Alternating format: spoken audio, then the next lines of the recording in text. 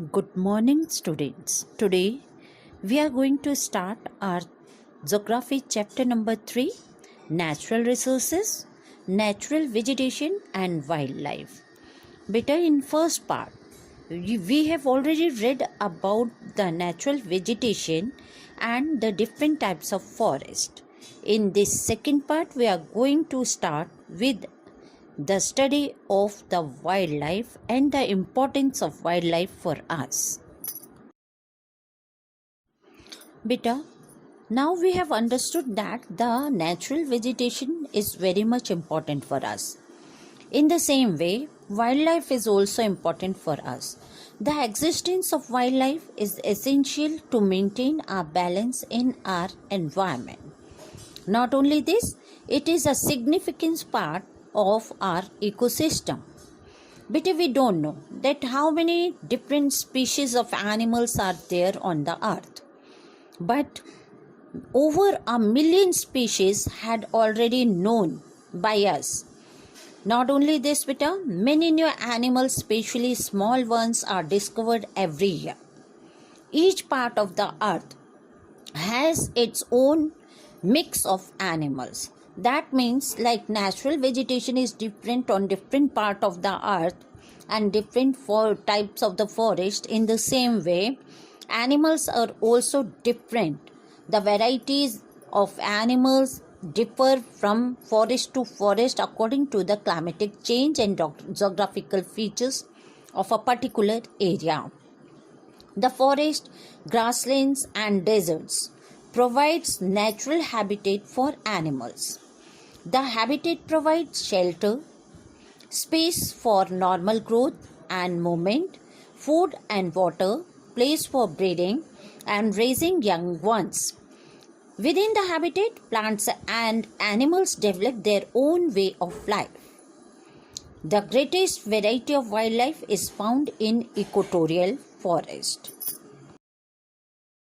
Children, now we will be talking about wildlife in different continent. Better, a continent have different type of climatic condition because all the part of the continent are not same in any ways, in climatic condition, in features, reliefs, all those things are different in different part of a continent. So according to that, wildlife is also different in different part of the continent. Let us first talk about Africa. Africa is rich in wildlife. Elephant, hippos, rhinos, pythons, crocodiles, gorilla, apes and chimpanzees. They live in equatorial forest. And grass-eating animals lives in savannas. They are deer, giraffes, zebras, stags and elephants. Flesh-eating animals are also found in Africa, like lions, tigers and leopards. And camels and ostriches are found in the desert region of Africa. South America. South America has a rich diversity of wildlife. Rhea is a flightless bird like ostrich, while condor is a largest bird of prey in the world. Anteaters and armadillos are ancient mammals of South America. Llamas are also found in Andes Mountains, and anacondas are found in marshland of South America. Other animals are also there, like monkeys, pumas, jaguars, alligators and giant turtle. चलिए अब Australia की बात करते हैं. बेटा, Australia में कुछ अजीबोगरीब नाम के एनिमल्स आपको पता चलेंगे. ऑस्ट्रेलिया एक ऐसा कॉन्टिनेंट है जहाँ यूनिक एनिमल्स मिलते हैं और आधे एनिमल्स तो मार्सुपियल्स हैं, कंगारूज हैं, कोआलास हैं. ये इस कॉन्टिनेंट में ही मिलते हैं. इसके अलावा किसी और कॉन्टिनेंट में ये एनिमल्स नहीं मिलते. The duck billed platypus, emus, lyre birds, kingfishers and kookaburras. These are other animals and birds which are found in Australia. Europe has limited wildlife.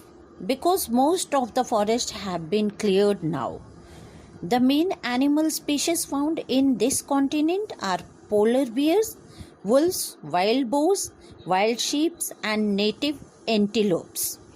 Some fur-bearing animals are also there, like mink, sables, and ermines. Not only this, beta, well-known birds include lark, cuckoos, skylark, and nightingales are found in this continent. North America. Let us talk about its climatic condition.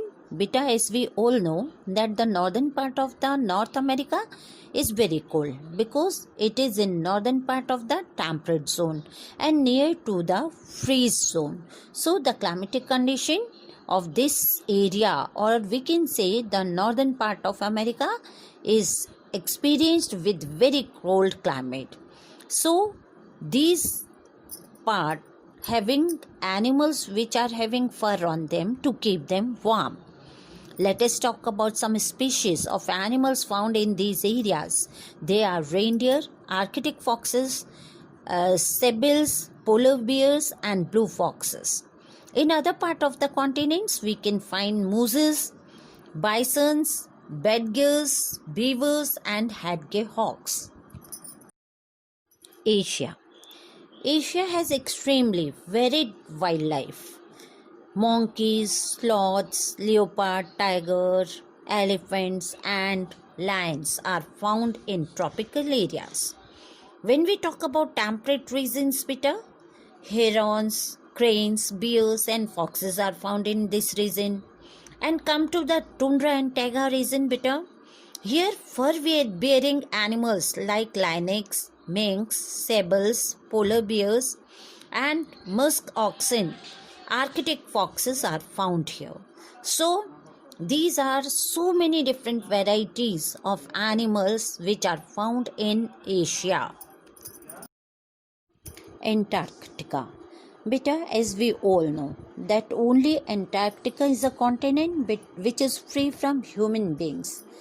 And beta, because of very cold climate, nobody lives there except few varieties of animals.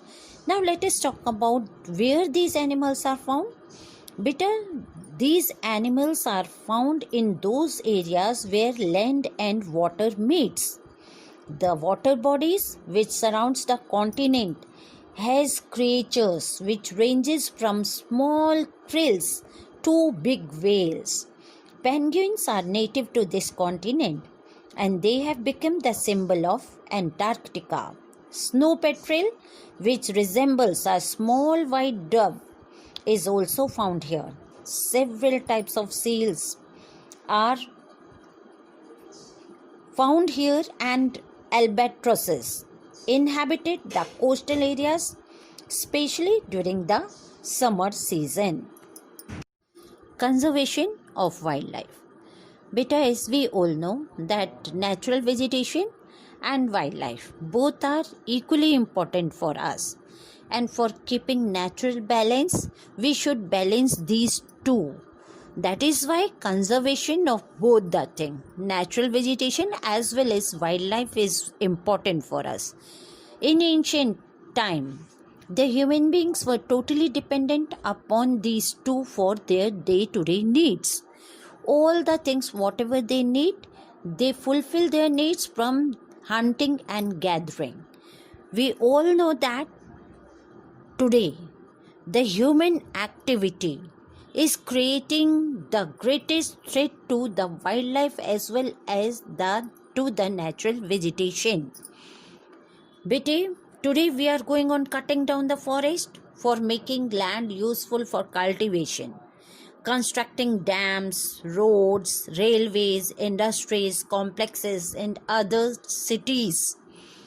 That is why we are regular cutting down forest, and by cutting forest we are damaging the natural habitat of animals, and we are creating a great loss for the wildlife.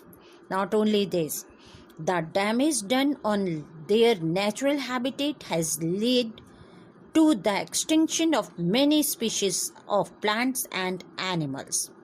Wildlife is also threatened by hunters, collectors, and poachers. The illegal trade of hides, skins, nails, teeth, horns, and feathers further increase the problem. Let us talk about CITES. The Convention on International Trade in Endangered Species of Wild Fauna and Flora is an international treaty to prevent species from becoming endangered or extinct because of international trade. They say that the conservation of wildlife and forest have to go together as the existence of animals depends largely on forest. They prohibits the trade of production made from the endangered wildlife. Most of the wildlife can be protected by increasing awareness among the people. Children, do you think that only government plans can help in conserving wildlife? No, beta. It can be protected by increasing awareness among the people, school children, and they all should be encouraged to participate in various conservation programs. Beta, in last 100 years, human beings have become conscious of conserving wildlife. And many countries have developed wildlife sanctuaries, national parks, and biosphere reserves to protect the natural vegetation and wildlife. And this is all in this chapter. Thank you, students.